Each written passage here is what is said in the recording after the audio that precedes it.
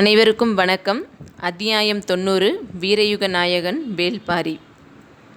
தட்டியங்காட்டுக்கு நேர் மேற்கே இருக்கும் குன்றின் பெயர் குளவன் திட்டு. குளவிக்கல் போல் மேகத்தை நோக்கி நிமிர்ந்து நிற்கும் கரும்பாறை அது. காரமலையின் தோள்களின் மேலே பிதுங்கி நிற்கும் பகுதி. குளவன் திட்டின் பின்புறம் காரமலையின் கணவாய்க்குள் இருப்பவர்கள் கானவர்கள். மலை மக்களில் மிக பழமையான குடியினர். பரம்புப்படை முதன்முறையாக சமவெளியில் இறங்கி போரிடப் போகிறது. போர் விதிகள் என்னும் சட்டகங்களுக்குள் ஆயுதம் ஏந்தப் போகிறது. 3 பெரும் பேரரசுகளையும் எதிர்த்து சின்னஞ்சிறு குளம் ஒன்று பிடரி சிலிர்த்து தலையிறங்கப் போகிறது. அதற்கு முன் தெரிய வேண்டியது தரையிறங்கப் போகும் இடத்தை பற்றி. தட்டியங்காடுதான் போர்க்களம் என முடிவானவுடன் அந்த இடம் பற்றி அறிய மயூர் கிழாரை தேடி ஆளனுப்பினார் குலசேகர பாண்டியன். கானவர்குடி தலைவனை கண்டுவரச் சொல்லி ஆளனுப்பினான் வேள்பாரி. பச்சைமலை தொடரின் தென்பகுதியில் பரம்பு நாட்டை அடுத்து இருப்பவர் கானவர்குடியினர்.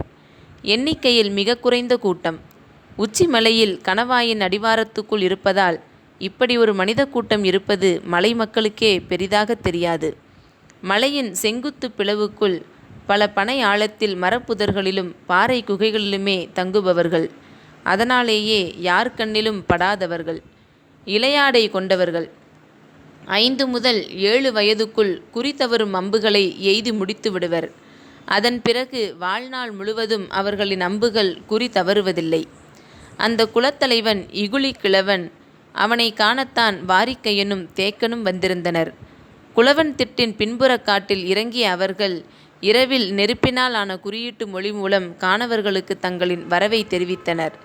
சிறிது நேரத்திலேயே அருகில் இருந்த மரத்தின் மேலிருந்து ஒரு கிழவன் கீழிறங்கி பார்த்தான். பந்த வெளிச்சத்தில் அவனை பார்த்ததும் அடையாளம் கண்டார் வாரிக்கையன்.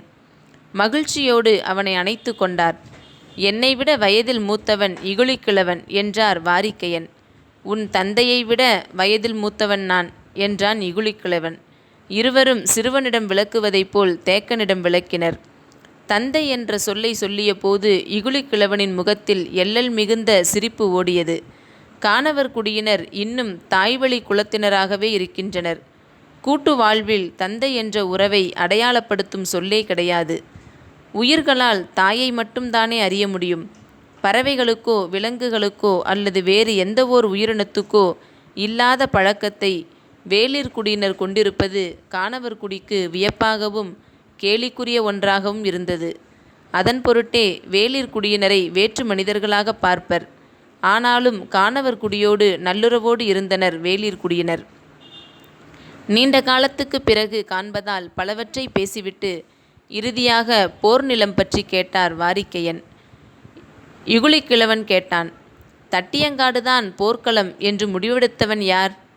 எதிரிகளின் தரப்பை சேர்ந்த கோல் சொல்லி என்றான் தேக்கன்.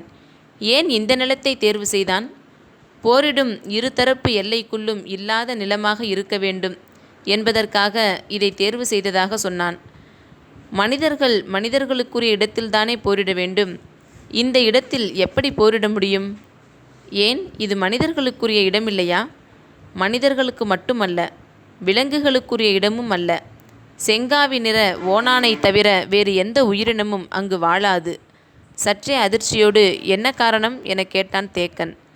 கருமணலும் ஈக்கி மணலும் நிறைந்த நிலத்தில் எந்த உயிரினமும் வாழ முடியாது. அந்த நிலத்தில் 10 அடி தொலைவுக்கு பாம்பு ஊர்ந்து சென்றால் அதன் அடிவயிறு கிழிந்து செத்துப்போகும் என்றான். வாரிக்கையனும் தேக்கனும் திகைப்போடு அவனை கவனித்து கொண்டிருந்தனர். பாம்புக்கே இதுதான் நிலை என்றால் மற்ற உயிர்களை பற்றி சொல்ல வேண்டுமா என்ன? மண்ணுக்குள் வாழும் கரையான்களுக்கு மட்டுமே அது தாய் நிலம். வேறு எந்த உயிரினமும் வாழ முடியாது என்றான் இகுளி கிழவன். மரம் செடிகள் கூட இல்லையே, ஏன்? அதற்கு அந்த நிலம் காரணமல்ல, எங்களின் தெய்வம்தான் காரணம். உங்களின் தெய்வம் அந்த நிலத்தை என்ன செய்தது? இகுளி கிழவன் பின்புறம் திரும்பி காரமலையின் உச்சியில் இருந்த பிளவை காட்டினான். அந்த பிளவை கணவாய் என்போம். அந்த கணவாய்க்கு பின்புறம்தான் எங்களின் தெய்வங்களான கொம்மனும் கொம்மையும் இருக்கிறார்கள். அவர்கள் கோபமடையும் போது வாய் திறந்து ஊதுகின்றனர். ஆண் தெய்வமான கொம்மன் ஊதும்போது வெளிவருவது காற்று. பெண் தெய்வமான கொம்மை ஊதும்போது வருவது காற்றி. ஆணின் குணமேறிய காற்று குளவன் திட்டின் வலதுபுறமாக இறங்கி தட்டியங்காட்டு மண்ணை சீவி எடுத்து கொண்டு போகும். பெண்ணின் குணமேறிய காட்சி குளவன் திட்டின் இடதுபுறமாக இறங்கி உருட்டி எடுத்து கொண்டு போகும். அதனால்தான் தட்டியங்காட்டில் எந்த மரமும் செடியும் நிலைப்பதில்லை. எல்லாவற்றையும் காற்றும் காற்றியும் பீத்து கொண்டு போய்விடுகின்றன. புற்று மட்டும்தான், அதுவும் 1 முழம் உயரத்துக்கு மட்டுமே நிலை கொள்ள முடியும்.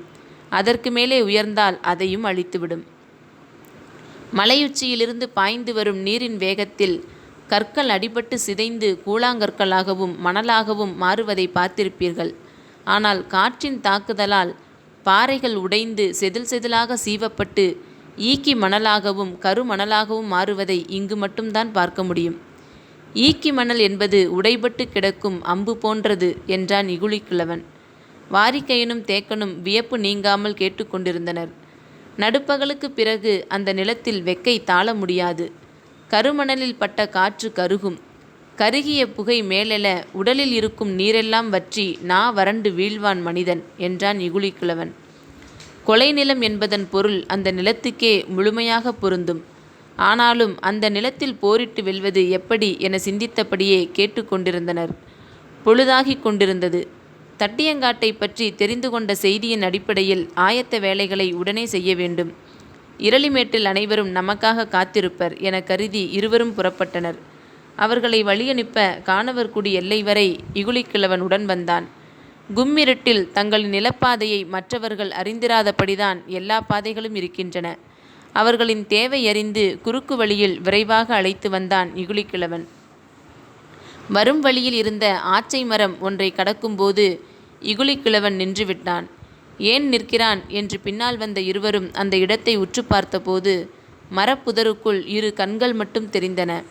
என்னவென உற்று பார்த்தனர். பெருங்கிழவி ஒருத்தி உள்ளே உட்கார்ந்திருந்தாள். வந்துள்ளதன் காரணத்தை கேட்டாள். சாமேட்டில் போரிடப் போவதற்காக கேட்க வந்துள்ளனர் என்றான் கிழவன். சாமேட்டிலா என்று வியப்போடு கேட்டாள் முதுகிழவி. ஆம் என இகுழிக்கிழவன் சொல்ல, முதுகிழவி தானியங்களை உருட்டுவதைப் போல எதையோ சொன்னாள். விடைபெற்று வரும் வழியில் இகுழிக்கிழவன் சொன்னான், உங்களுக்கு வெற்றி கிட்டட்டும் என்றாள். இது என்ன, அந்த இடத்துக்கு புது பெயரை சொன்னாய் என கேட்டார் வாரிக்கையன். அங்கேதான் சாவு பறவை முட்டையிடும். அந்த பறவையை அங்கு வைத்துதான் வேட்டையாடுவோம். எனவே அந்த இடத்தை சாமேடு என்றுதான் நாங்கள் கூறுவோம் என்றான். சாவு பறவையா? அது என்ன பறவை என கேட்டான் தேக்கன். அதை கண்டால் உயிரினம் எல்லாமே அலறும். கன நேரத்தில் கழுத்தை வெட்டி எடுத்து கொண்டு காற்றில் பறக்குமே என சொல்லி 2 கைகளையும் விரித்து தலையை முன்தள்ளியபடி சொன்னான். அப்போதுதான் வாரிக்கையனுக்கு தோன்றியது, காக்கா விருச்சியை சொல்கிறான் கிழவன் என்று. அதை நினைத்த கணத்தில் உடல் நடுங்கி மீண்டது. எந்த உயிரினத்துக்கும் அதன் சாவை காட்டும் பறவை என்பதால் அதை சாவு பறவை என்கின்றனர் என எண்ணிக்கொண்டிருக்கும் போதே பதறி கேட்டான் தேக்கன். அதை வேட்டையாடுவீர்களா? ஆம் என தலையாட்டினான் இகுழிக்கிழவன். நீங்கள் சொல்லும் அந்த நிலம் முழுவதும் எந்த பறவையும் பறந்து கடக்காது. ஏனென்றால் சாவு பறவை அங்குதான் குதம் எரிய முட்டையிடும். பிறகு வெறிகொண்டு குளவன் திட்டை நோக்கித்தான் மேலேறி வரும். அதன் அப்போதைய தேவை பசியல்ல, எரிச்சல் மிகுந்த கோபம். எனவே கணவாய்க்குள் மனிதர்கள் இருப்பதால் வெட்டிச் சரிக்க உள்ளே இறங்கும். கண்ணில் சிக்குபவர்களின் தலைகளையெல்லாம் காற்றில் சரிக்கும். அதனால்தான் எங்கள் காணவர் கூட்டம் ஆதியிலே தலைக்காமல் சிறுத்து போனது. கவலை தோய்ந்த குரலில் சொன்னான் கிழவன். கேட்டுக்கொண்டிருப்பது மனிதர்கள் சம்பந்தப்பட்ட கதையல்ல, மனிதனால் நம்பவே முடியாத கதை. எனவே இமை மூடாமல் கவனித்தனர் இருவரும். இகுழிக்கிழவன் சொல்லி முடித்ததும் தேக்கன் கேட்டான், அதை எப்படி வேட்டையாடுவீர்கள்? எங்கள் தெய்வத்தின் துணையோடு. இருவரும் பேச்சின்றி கிழவனை பார்த்தனர். சாவு பறவை முட்டையிட்ட பிறகு குளவன் திட்டை நோக்கித்தான் மேலேறி வரும். நாங்கள் குளவன் திட்டின் மேலே ஆயத்த நிலையில் இருப்போம். எங்களின் தெய்வங்கள் காற்றையும் காற்றியையும் ஊதி அனுப்புவர். அவர்கள் ஊதும் நேரமறிந்து நாங்கள் வில்லடிப்போம். அம்புகளை நாங்கள் எய்யும் வேகத்தை விட 10 மடங்கு வேகத்தில் காற்றும் காற்றியும் எடுத்துச் செல்லும். எங்களது சுருள் அம்புகளின் தாக்குதலை எதிர்த்து சாவு பறவையால் மேலே பறந்து வர முடியாது என்றான். காக்கா விருச்சியை அம்புகளால் வீழ்த்த முடியும் என்பதை நம்ப முடியாமல் கேட்டுக்கொண்டிருந்தனர் இருவரும். ஆனால் தேக்கனின் எண்ணம் முழுவதும் காற்றை பயன்படுத்தி அம்பு எய்யும் அவர்களின் உத்தியை தெரிந்து கொள்ள வேண்டும் என்பதிலேயே இருந்தது.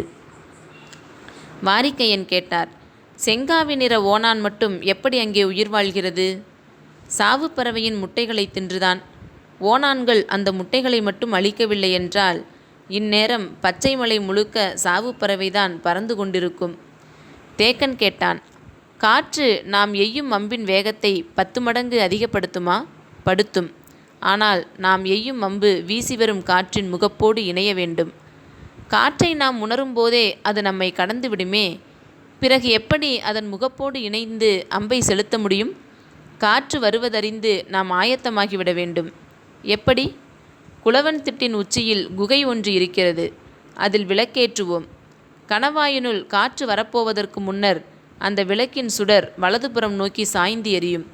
காற்று வருவதாக இருந்தால் இடதுபுறம் நோக்கி சாய்ந்து படபடத்து எரியும். சுடர் சாயத் தொடங்கியவுடன் நாணை இழுத்து விடுத்தால் அம்பு எகிரும்போது காற்றின் முகப்போடு இணையும் என்றான் இகுலிக்கிழவன். பெருங்காற்று வருவதற்கு முன்னரே அதை உணர்ந்து வீசும் வேகத்தோடு அம்பை இணைக்கும் இவர்களின் அறிவு கூர்மை மெய்சிலிர்ப்பை உருவாக்கியது. அப்போதுதான் அடுத்து ஐயமும் வந்தது. அம்பு சுருள் வடிவில் இருந்தால் எப்படி காற்றில் ஏகிச் செல்லும்? திசை மாறி விழுந்து விடுமே. மறுமொழியின்றி அமைதியாக வந்தான் இகுலிக்கிழவன்.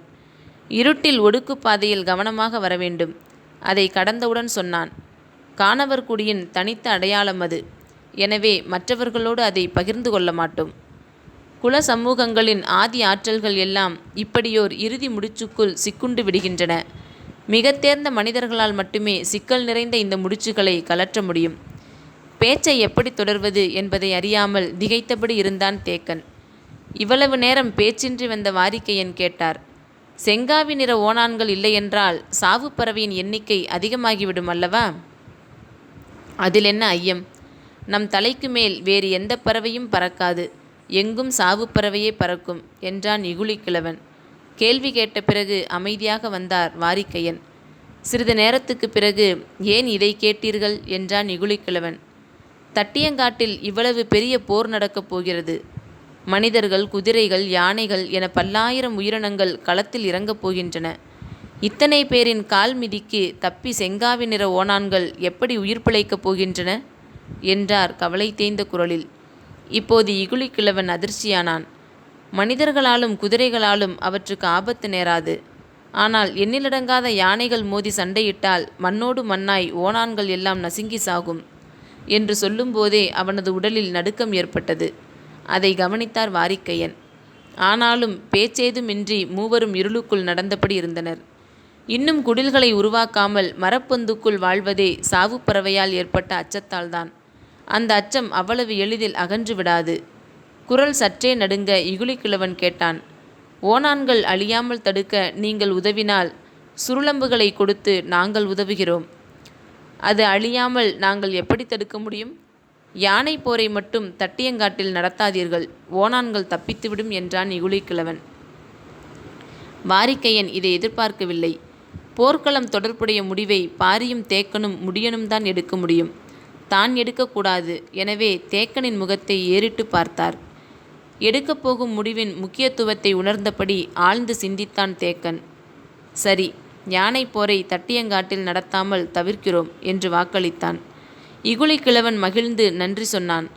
பாறைகளுக்குள் நுழைந்து கிடக்கும் வேர் அதற்குரிய மரம் பட்டுப்போனவுடன் தானும் உயிரற்று போகும்.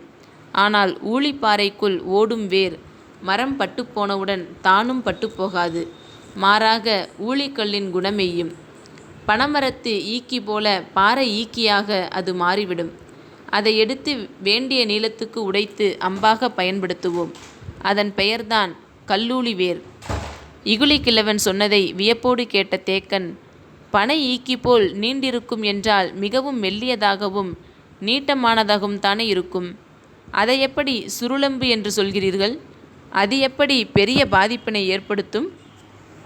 இகுலிக்கிழவன் சொன்னான், கல்லூளி வேரில் துளியளவு ஈரம் பட்டதும் சுருண்டு கொள்ளும். எனவே அந்த அம்பு மனிதனை தைத்து உள்ளுக்குள் போகும்போதே குருதியின் ஈரத்தில் சுருண்டுவிடும். அதன் பிறகு அதை எடுக்க முயன்றால் எலும்பும் சதையும் பீத்து கொண்டுதான் வரும். அதனால்தான் சாவு பறவையை எங்களால் வீழ்த்த முடிகிறது என்றான். இந்த செய்தியை மிரட்சியை ஏற்படுத்தியது. கிழவன் சொன்னான், ஒரே நேரத்தில் 6 அம்புகளை விரல் இழுக்கும் நான்பிடியில் பொருத்தி எய்ய முடியும். அந்த 6 அம்புகளின் மொத்த கனமும் நீங்கள் பயன்படுத்தும் அம்பின் கனத்தை விட சிறியது என்றான். தங்களின் குதிரைகள் நின்றிருந்த மேட்டின் அருகில் வந்தனர். தேக்கன் நிமிர்ந்து வானத்தை பார்த்தான். எங்கும் விண்மீன்கள் நிறைந்திருந்தன.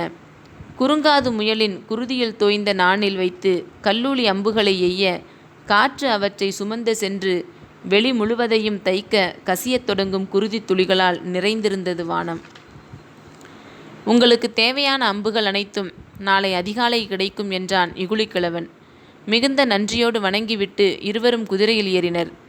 புறப்படுகிறவர்களை பார்த்து இகுலிக்கிழவன் சொன்னான், அழித்தொழிக்கப்படும் உயிரினம் எதுவும் சமவெளியிலிருந்து மலைமேல் ஏறிவிடக்கூடாது. நள்ளிரவுக்கு முன்பே இரளிமேட்டுக்கு வந்து சேர்ந்தனர் வாரிக்கையனும் தேக்கனும். அவர்களின் வரவை எல்லோரும் எதிர்பார்த்து காத்திருந்தனர். முரியன் ஆசானிடம் வெக்கை நிறைந்த அந்த நிலத்தின் தன்மையை விளக்கினான் தேக்கன். நடுப்பகலுக்கு பிறகு வீரர்கள் யாராலும் நீரின்றி அந்த நிலத்தில் நிற்க முடியாது என்று இகுலிக்கிழவன் சொன்னதை கூறினான். போர்க்களத்தில் நீர் கொடுத்து கொண்டிருக்க முடியாது. காடுகளாக இருந்தால் ஓரவத்தி கொடி எங்கும் இருக்கும். மேலும் கீழும் ஒரே நேரத்தில் வெட்டினால் ஒரு முழ கொடியில் 3 ஆள் குடிக்கும் அளவுக்கு நீர் இருக்கும். ஆனால் சமவெளி நிலத்தில் என்ன செய்வது என சிந்தித்த முரியன் ஆசான் நீர்வேலி படர்கொடிகளை வெட்டி வரச் சொன்னார். வெட்டி எடுக்க இரவோடு இரவாக ஆட்கள் போயினர். நாகக்கரட்டிலிருந்து படை வீரர்கள் அனைவரும் குளவன் திட்டின் அடிவாரத்துக்கு இடம்பெயர்ந்து கொண்டிருந்தனர். பாரியிடம் கல்லூலி வேரை பற்றி வாரிக்கையன் சொன்னார். இப்படியோர் அம்பு இருக்கிறதா என்று வியந்தான் பாரி. கருமணல், ஈக்கி மணல் ஆகியவற்றின் தன்மை என்ன என்று கேட்டான். இகுலிக்கிழவன் சொன்னதை விளக்கி கூறினார் வாரிக்கையன். மணல் ஈக்கிகளை நம்முடைய ஆயுதமாக மாற்றுவது எப்படி என்பதை பற்றி சிந்தித்தான் பாரி. இகுலிக்கிழவன் சொன்ன ஒவ்வொரு சொல்லில் இருந்தும் காக்கும் மருந்தை முரியன் ஆசானும் தாக்கும் ஆயுதத்தை வேல்பாரியும் உருவாக்கத் தொடங்கினர். அவர்களுக்கு கிடைத்ததென்னவோ நள்ளிரவு கழிந்த மிச்சப்பொழுதுதான். ஆனாலும் அவர்களால் அதை செயல்படுத்த முடிந்தது. புதிய ஒன்று கிடைக்கிறது என்ற மகிழ்வே ஆற்றலை பல மடங்கு பெருக்கும். பரம்பின் ஆற்றல் பல்கி பெருகி கொண்டிருந்தது. களப்போர் என்பது பரம்புக்கு புதிது. தாக்குதல் மட்டுமன்று, ஒருங்கிணைப்பும் ஒத்திசைவும் மிக முக்கியம். அதை உருவாக்க புதிதாக செய்ய வேண்டியது என்னவென்பதே பாரியின் சிந்தனையாக இருந்தது. நள்ளிரவு கடக்கும் முன்னே கருங்கை வாணன் முழு திட்டமிடலையும் முடித்திருந்தான். வாட்படையின் தளபதி சாகலைவனிடம் 12 சேனை வரையர்கள் இருந்தனர். ஒவ்வொரு சேனை வரையனும் தனக்கு கீழ் 12 சேனை முதலிகளை கொண்டிருந்தான். ஒவ்வொரு சேனை முதலியின் கீழும் 200 படை வீரர்கள் இருந்தனர். போர் என்பது பயிற்சி பெற்ற வீரர்களின் களம். எந்த ஒரு தாக்குதலையும் ஒழுங்குமுறைக்குள் கொண்டு வரும்போது இயல்பிலேயே அதன் ஆற்றல் பன்மடங்கு பெருகி நிற்கும். வேந்தர் படையின் வலிமையே போர்க்கள செயல்பாட்டில் அது கொண்டிருக்கும் இணையற்ற அனுபவம்தான். ஒவ்வொரு சேனை முதலியும் தனித்த முரசங்களையும் பதாகைகளையும் கொண்டிருந்தனர். 200 பேர் கொண்ட தமது படை தாக்குதலை எப்போது தொடங்க வேண்டும் அல்லது தாமதிக்க வேண்டும், முன்னேறுவதா அல்லது நிலைகொள்வதா, எந்த பக்கம் திரும்ப வேண்டும் அல்லது பின்வாங்க வேண்டுமென எல்லாவற்றையும் தாக்கும் களத்தின் செயல்பாடுகளினுடைய செய்து முடிக்கக்கூடிய பயிற்சியை கொண்டவர்கள். முரசுகள் எழுப்பும் ஓசைகளுக்கு ஏற்ப அவர்கள் தங்களின் செயல்பாடுகளை அமைத்து கொள்வர். போர் பயிற்சி என்பதன் சாரம் அதுதான். போர்க்களத்தில் ஒரு படை பின்னோக்கி நகர்வது என்பது பின்வாங்கல் ஆகாது, ஒருங்கிணைக்கப்பட்ட தாக்குதல் உத்தியின் பகுதியே ஆகும். எனவேதான் பயிற்சி கொண்ட படை எளிதில் களத்தை விட்டு சிதைந்து விடாது. படைப்பிரிவில் ஒவ்வொரு வீரனும் மாவீரனாக இருக்க வேண்டிய தேவையேதும் இல்லை. உத்தரவுகளையும் ஒழுங்குகளையும் பின்பற்றும் ஒருவனாக இருந்தால் மட்டுமே போதுமானது. அவன் குறைந்தளவு ஆற்றலை கொண்டவனாக இருந்தாலும் போதும். அவனது திறன் படையின் வெற்றி தோல்வியை தீர்மானிக்காது. ஏனென்றால் இந்த தாக்குதல் முறையே ஒன்றையொன்று இறுகப் பின்னிய சங்கிலி தொடர்போல் வடிவமைக்கப்பட்டுள்ளது. மண்ணில் உரசி நகரும் சங்கிலி எதை நோக்கி நகர்கிறது என்பதை அந்த இடத்திலிருந்து பார்க்கும் ஒருவனால் தீர்மானிக்க முடியாது. அது எங்கோ போய்க் கொண்டிருக்கிறது என்றுதான் நினைப்பான். ஆனால் இறுதியில் அது தனது காலை இருக்கும்போதுதான் ஆபத்தை உணர்வான். எண்ணற்ற கண்ணிகளால் இணைக்கப்பட்ட சங்கிலி தொடரை போர்க்களமெங்கும் வீசி எறிந்துவிட்டு விடியலுக்காக காத்து நின்றான் கருங்கை வாணன். 5 தளபதிகளும் 60 சேனை வரையன்களும் 720 சேனை முதலிகளும் அவர்களின் கீழ் இயங்கும் எண்ணிலடங்கா வீரர்களும் பெரும் சங்கிலி தொடரின் கண்ணிகளாக இறுக பொருத்தப்பட்டிருந்தனர். மொத்த படையின் அசைவுகளையும் தன் உத்தரவுகளால் துல்லியமாக இயக்கக்கூடியவனாக நிலை கொண்டிருந்தான் கருங்கை வாணன். பொழுது விடிந்தது. தட்டியங்காட்டுக்குள் திசைவேளரின் தேர் வந்து நின்றது. நாளிகை வட்டில் வைக்கப்பட்டிருந்த பரண் மீது ஏறினார் திசைவேளர். இரு பக்கங்களிலும் நின்றிருந்த அவரின் மாணவர்கள் அவர் மேலேறுவதற்கு உதவி செய்தனர். பரண் மேல் ஏறி நின்று பார்த்தார். நேரெதிரே கதிரவன் சுடர்வீசி மேலெழுந்தான். செந்நிற கீற்றுகளின் நிறம் மாறிக்கொண்டிருந்தது.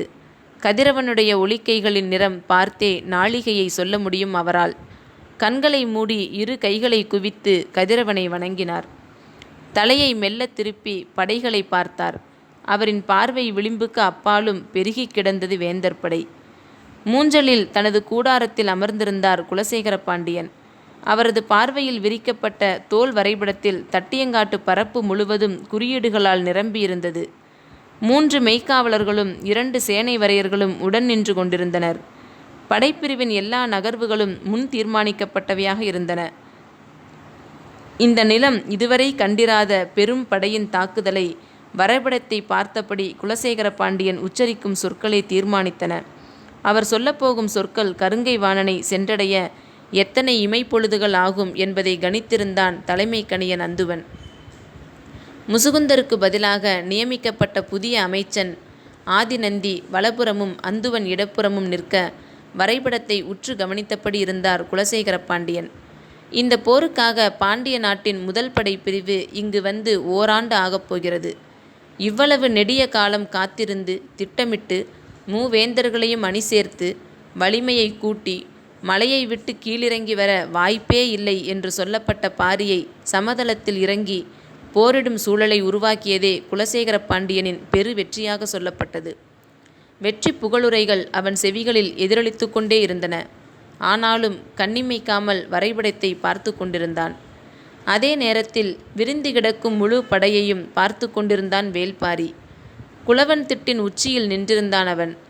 அவனது வலது பக்கம் இகுலி கிழவனும் இடது பக்கம் காலம்பனும் நின்றிருந்தனர். அவனுக்கு பின்னால் கூவல்குடியின் வீரர்கள் நின்றிருந்தனர். போர்க்களத்தின் இடதுபுறம் வேந்தர் படை நின்றிருந்தது. பரவி கிடக்கும் படையின் இறுதி எல்லையில் சிறிதாக தெரிந்தன கூடாரங்கள். அதுதான் மூஞ்சல். அதன் உள்ளேதான் நீலன் இருக்கிறான். பாரியின் கண்கள் அந்த இறுதி எல்லையில் நிலைகுத்து நின்றன. மூஞ்சலுக்கு நேர் மேற்கே நாகக்கரட்டின் உச்சியில் வாரிக்கையன் நின்றிருந்தார். குளவன் திட்டுக்கும் நாகக்கரட்டுக்கும் இடையில் கூவல்குடியினர் ஒளிப்பின்னலை உருவாக்கினர். பெரும் மலைத்தொடர்களையே துல்லியமான ஒளிக்குறிப்புகளால் இணைக்கக்கூடிய அவர்களுக்கு சில காத தொலைவு கொண்ட இந்த இடைவெளி ஒரு பொருட்டாகவே தெரியவில்லை. குளவன் திட்டிலிருந்து நாகக்கரடு வரை அணிவகுத்து நிற்கும் வேந்தர் படையின் தன்மையை உற்று பார்த்து கொண்டிருந்தான் வேல்பாரி. பரண்மேல் நின்றிருந்த திசைவேளர் நாளிகை வட்டிலை உற்று பார்த்தபடி இருந்தார். அவரது திசை நோக்கி நீண்டு கிடந்த நாளிகை கோளின் நிழல் சிறிது சிறிதாக உள்வாங்கியது. அவர் கண்களை சுருக்கி பார்த்தபடி இருந்தார். பரப்பப்பட்ட மணலில் துகள்களுக்கு இடையே ஏறி இறங்கி பின்வாங்கி கொண்டிருந்தது நிழல். 5ஆம் நாளிகையை குறிக்கும் கோட்டை நோக்கி சுருங்கி உள்ளிழுத்து வந்து சேர்ந்தது. மஞ்சள் பூசிய கருநிழல் சிறுகோட்டை தொட்டதும் இமை பொழுதும் இடைவேளையின்றி கையை உயர்த்தினார். அவரின் கை அசைந்த போது முரசுகளின் பேரொளி எங்கும் எதிரொலித்தது. இரு புறங்களிலும் நிற்கும் எண்ணற்ற பரன்களிலிருந்து முரசொலி எழுந்தபோது நிலமெங்குமிருந்து வெடித்து கிளம்பியது வீரர்களின் பேரோசை. தட்டியங்காட்டு போர் தொடங்கியது. அத்தியாயம் 90 நிறைவு பெறுகிறது. அத்தியாயம் 91 மீண்டும் சந்திப்போம். நன்றி நண்பர்களே.